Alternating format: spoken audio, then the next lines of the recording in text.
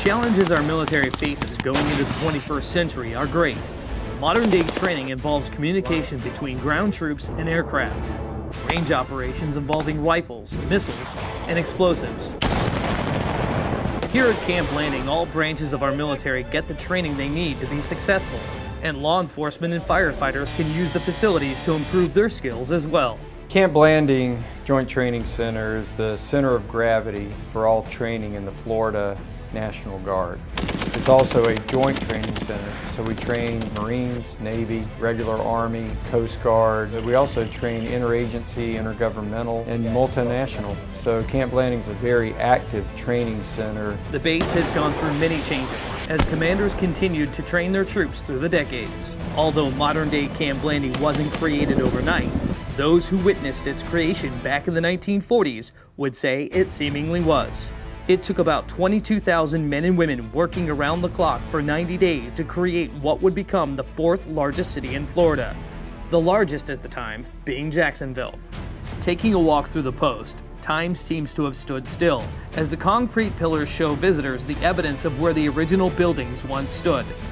In other areas, soda bottles are buried upside down in straight lines. But why are these here, and who planted them there more than 70 years ago? This is the story of Camp Landing, the Florida National Guard's premier training site. But how did this base come into being? Who was General Blanding? And who were the men and women who built this place?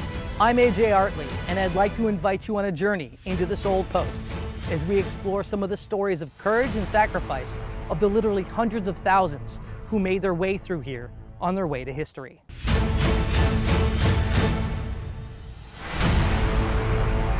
Located 40 miles southwest of Jacksonville, the 73,000-acre post is the Florida National Guard's premier training site. Although it's primarily an Army and Air National Guard post today, it owes its location on the shores of Kingsley Lake to the U.S. Navy's desire to establish a naval air station on the banks of the St. Johns River.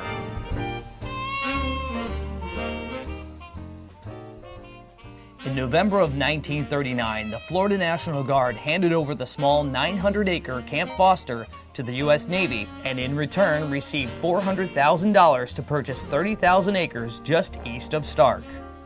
On January 1st, 1940, the post got its name in honor of, at the time, Major General Albert H. Blanding, one of Florida's most distinguished soldiers. He graduated from East Florida Seminary, now the University of Florida. Colonel Blanding commanded the 2nd Florida Infantry during the Mexican border service in 1916 and 1917. As a brigadier general, Blanding commanded the 53rd Brigade, 27th Division during World War I.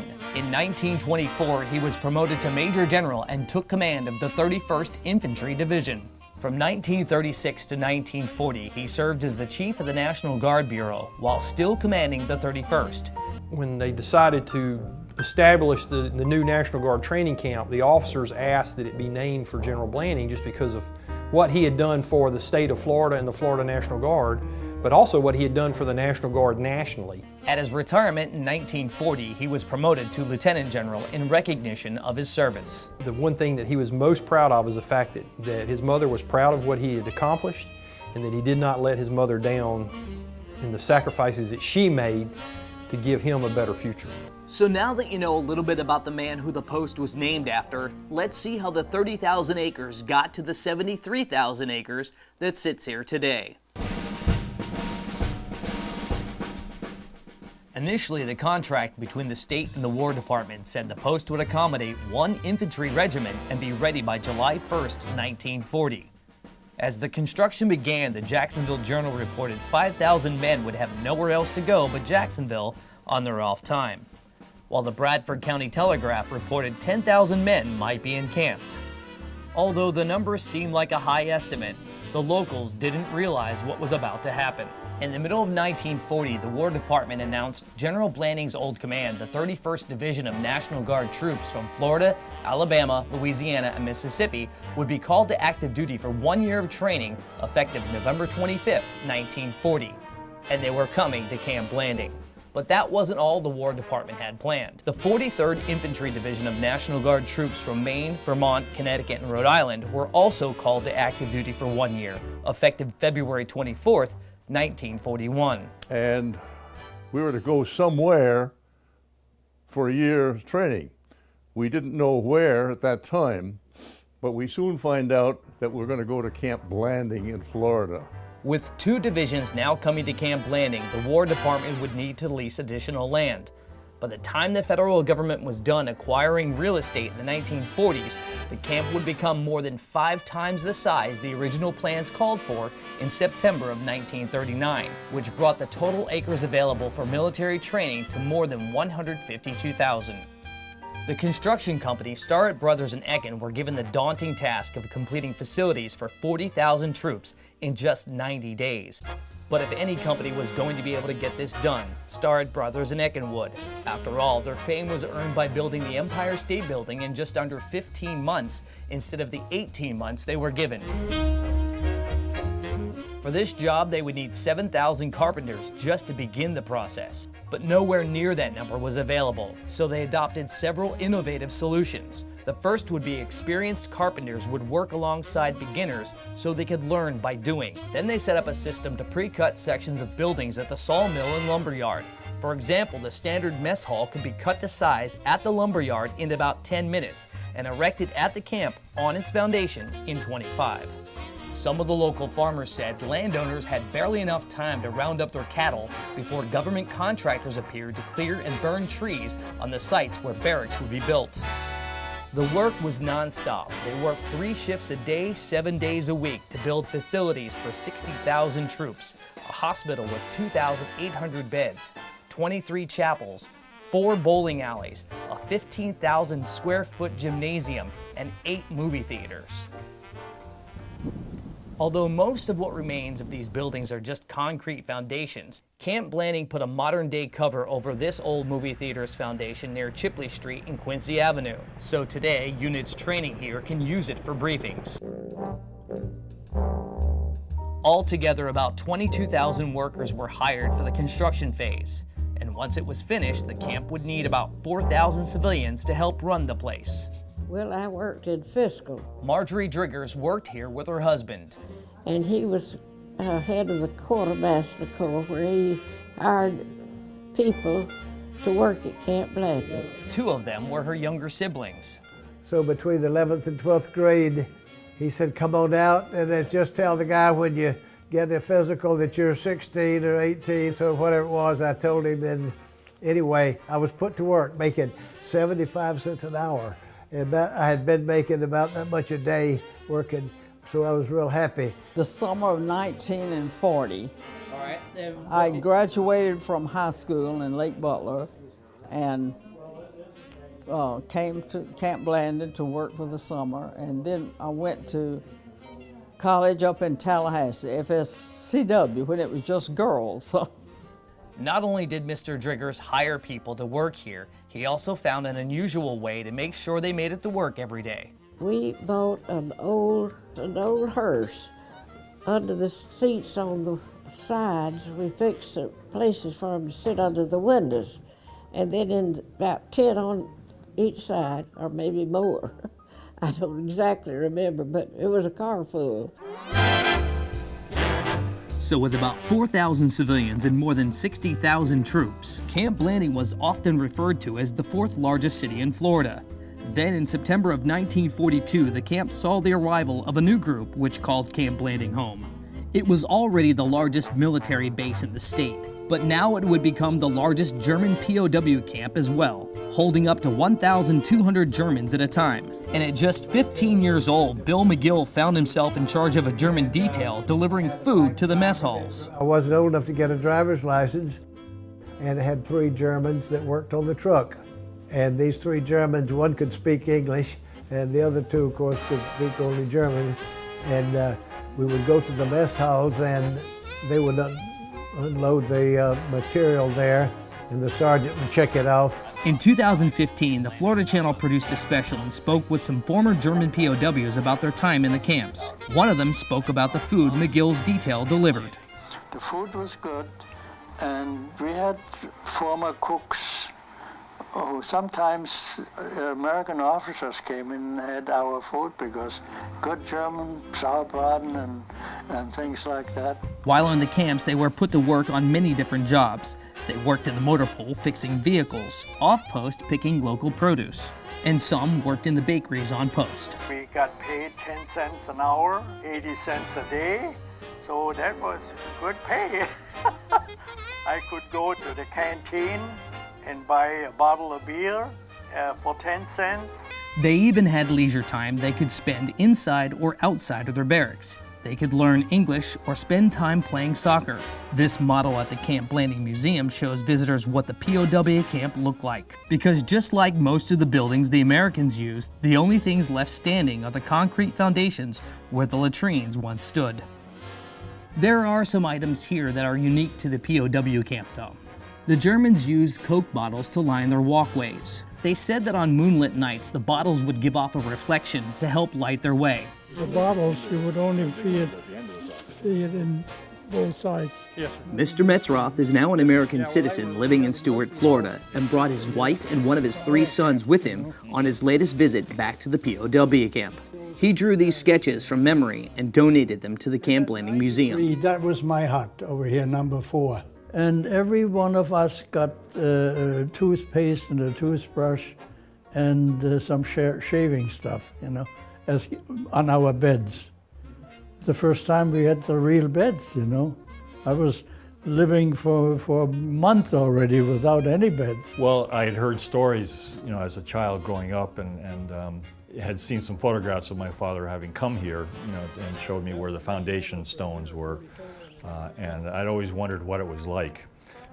And I had no idea that it was in such a rural part of Florida. And so by coming here and walking the same walk that my father walked, it was actually pretty emotional.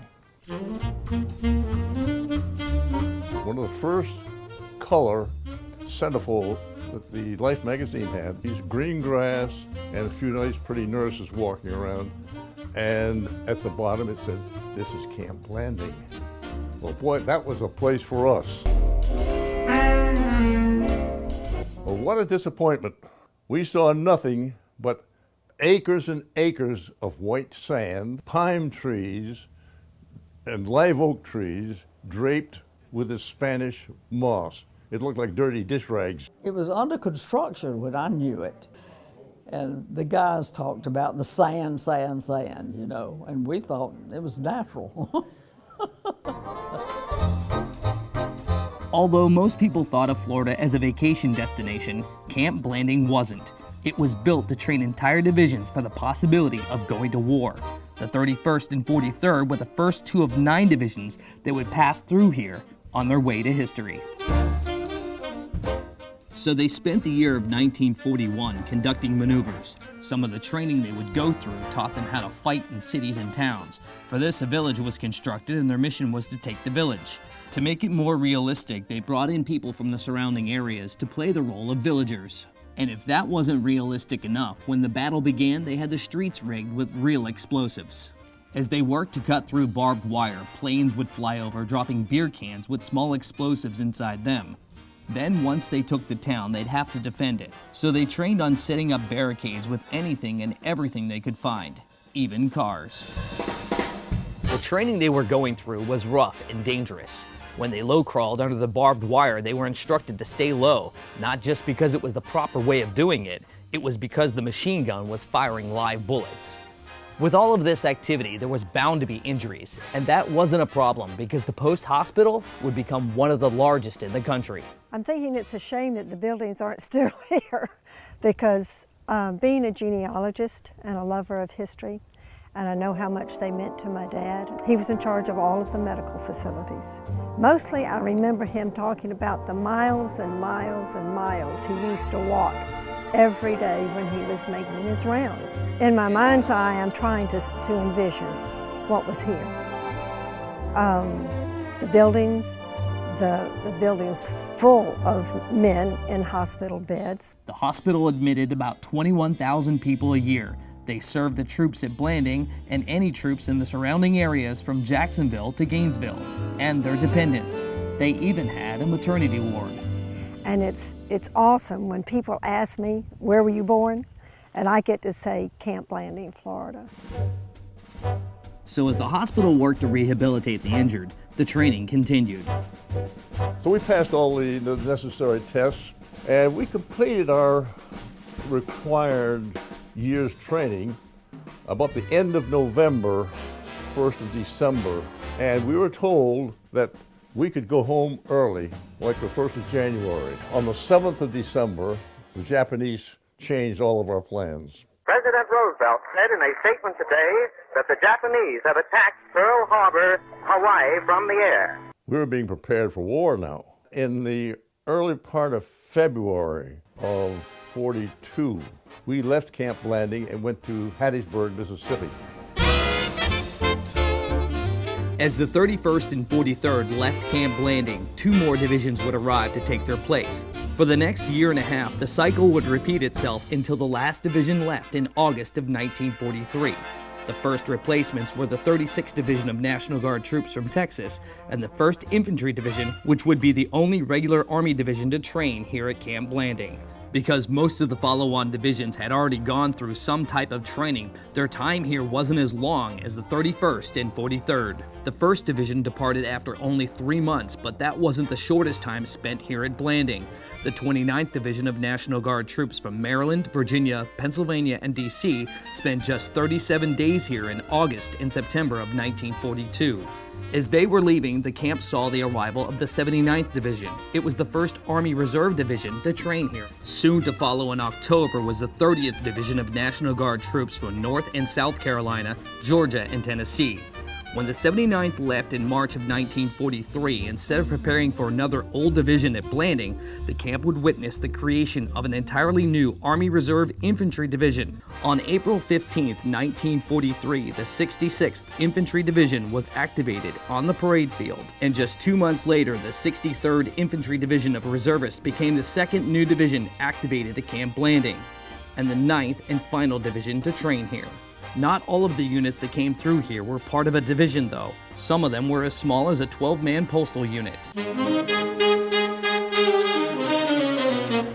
The 508th Parachute Infantry Regiment was also created here. Of the 4,500 men who volunteered, only 2,300 met the strict qualifications the commander required. The 508th was later attached to the 82nd Airborne Division and took part in Operation Overlord in June of 1944. Some of the other units were MPs, cavalry, tank destroyers, and engineers, all of them ranging in different sizes and all of them separate from the divisions. But no units were more separate than the 57th Ordnance Company, the 45th Engineer Regiment, and the 97th Engineer Battalion.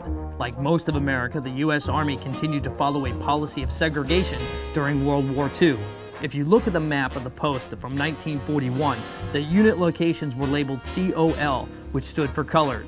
They had their own PX, movie theater, and they had to travel by bus or truck to Whitmore Lake because they were not allowed to swim at Kingsley Lake. These units would go on to accomplish great things despite the discrimination they faced. The 45th worked on the Lido Road, a vital supply line to General Joseph Stilwell in Burma, which kept American and Chinese troops in the fight against the Japanese. Women also served and trained here in the Women's Army Corps. They filled 37 different jobs, from accountants to conducting inventory in the arms room. They were also required to go through some of the same training as the men, and they did it in heels. After the last 2 divisions left Camp Blanding in August of 1943, the camp immediately became an infantry replacement training center, receiving 5,400 new recruits every 3 weeks. Upon completion of the 17 weeks of training, soldiers were then assigned to combat units. For the remainder of the war, this was Camp Blanding's primary function. I was a supply sergeant for all of Camp Blanding. From the time Mr. Clyde Bell arrived here with the advanced detachment of regular Army troops from Fort Bragg, North Carolina on September 15, 1940, until the end of the war in 1945, more than 800,000 troops would have some type of training here. Training which would prepare them to do extraordinary things, like build a supply road 1,072 miles long, jumping into Normandy at 2:15 a.m. on June 6, 1944, storming Omaha Beach on D-Day, and the bond between them so great it seemed like nothing could stand in their way or keep them apart. He got sick as they were traveling to Oh. Italy. When he got out of the hospital, he was supposed to be reassigned to a new unit, but he wanted to get back with his unit. I hitchhiked 1,300 miles across North Africa by myself. At 99 years old, Mr. Bell was able to come back to Camp Blanding for a visit. Mr. Towers, also 99, volunteers at the museum and is able to walk on post where the barracks once stood. Sadly, a great number of men who trained here will never return. And because not every member of the 9 divisions trained here, it's hard to say just how many Camp Blanding trainees gave their lives for freedom. Altogether, the 9 divisions had 22,756 who either were killed in action or died of their wounds. 78,528 wounded. Along with the actual monuments at the museum that serve as a reminder of their service, the concrete slabs and pillars stand as a reminder of where they lived and trained, as part of a generation who didn't know when or if they were coming home. Camp Blanding has a significant World War II history that is so important for us to understand and embrace. But you know what? Camp Blanding remains relevant today. The Florida National Guard continues to use Camp Blanding today, in many ways the same way as they did in the 1940s. The makeshift village of plywood is now concrete, which can be used in exercises involving firefighters for search and rescue training. Grenade training is no longer conducted from trenches. The Guard now uses the Mark 19 on top of a mound. The parade field, which hosted pass and review ceremonies for entire divisions, is now a launch pad for the UAVs and helicopters. And the hutments and wooden barracks, which house thousands from all over the U.S., have been replaced with the modern buildings of the Regional Training Institute, where soldiers from all over the U.S. come to be trained in courses like the Combat Lifesaver course. And U.S. Army civilians from all over the world can take part in the Army Emergency Management Installation EOC course, where they learn how to manage facilities and assets while responding to natural and man-made disasters. Activate our active shooter plan. The vehicle support equipment on standby just in case it's requested by the incident commander. While they train in the Emergency Operations Center, SURF-P units work with firefighters and emergency responders on rubble piles to practice the actual hands-on skills needed to save lives in scenarios like this.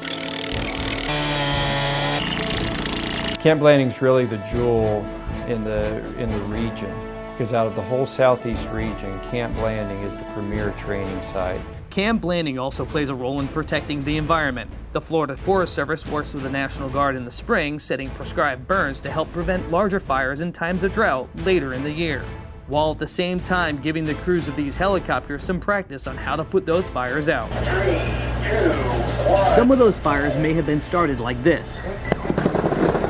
And while most people try to avoid lightning strikes, there's a place here where they try to attract them. This is the University of Florida's International Center for Lightning Research and Testing. It's the #1 place in the world for trigger lightning research, where students shoot rockets attached to a copper wire into storm clouds trying to trigger a strike. The lab opened in 1996, and because of the research done here, we now have a better understanding of how lightning affects appliances and other items connected to the electrical grid. We also have a better understanding of what lightning does to radio waves and aircraft. The military can use this information to help protect its aircraft and the troops on the ground. With all of these uses, Camp Blanding is more diverse than ever, but still stays true to the reason why it was built in the first place. Its #1 goal remains the same: to train our military so they can protect our freedoms and our people. While many things have changed here at Camp Blanding, there are many things that remain the same. Like thousands of men and women continue to dedicate their lives to meet the challenges our country faces in the 21st century.